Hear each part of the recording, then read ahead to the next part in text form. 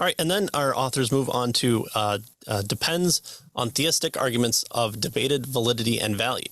The theistic arguments of natural theology have inherent limitations that make them a dubious foundation for apologetics in the eyes of many Christian thinkers. First, the opinion of many Christian apologists, there are reasons to question whether the traditional theistic proofs are sound. Yeah. So do these traditional theistic proofs work? Are they sound, right? Do they accomplish what the classicalists suggest that they do? Right. So they quote Mark Hanna here, and he speaks for many when he writes this. Beginning with a mere concept of God, so this would be the ontological argument, one cannot validly infer the extra conceptual or actual existence of God. Right. So that's a criticism of the ontological argument. The next is a criticism of the cosmological argument. Beginning with a finite world, one cannot deductively arrive at an infinite God. So in spite of the great ingenuity, expended in attempts to frame a sound theistic argument, none has escaped the charge of smuggling in question-begging assumptions. So this is a quote from Mark Hanna, right?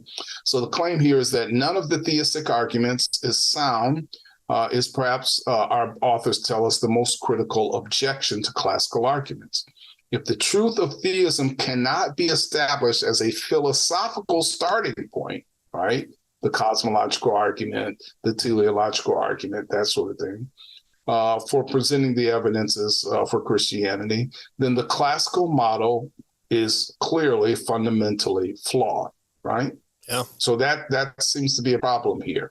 Not everyone accepts these arguments as as a way to show that God exists.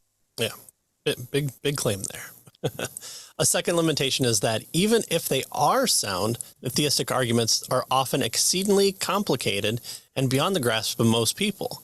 So, you talk about prime mover and logical necessities, and you start using Latin terms and a priori. Whoa. Hold on. I just want to know if God existed. Yeah. Just give it to me simple. I shouldn't have to do all this hard thinking for the idea of that God exists. Well, third, even if the arguments are sound, and it has been pointed out that they do not lead to a personal God of Christian theism. Again, that's where the two-step approach comes into, but that's also the flaw of the two-step is, okay, you've found a pattern of communication in the DNA structure. We're able to codify it and label it and manipulate it. And so it looks like it points to a Zioner. Which one? Is he still around? Are we sure he's revealed himself, or is this just it? Is this panspermia of a small g god, or is this is this one of the thousands that Hindus have come up with, or is this one of the millions that the Mormons believe? So we don't quite know that yet. Right. And of course, the classicals would say, well, we have two steps and now we have to show the Christian God.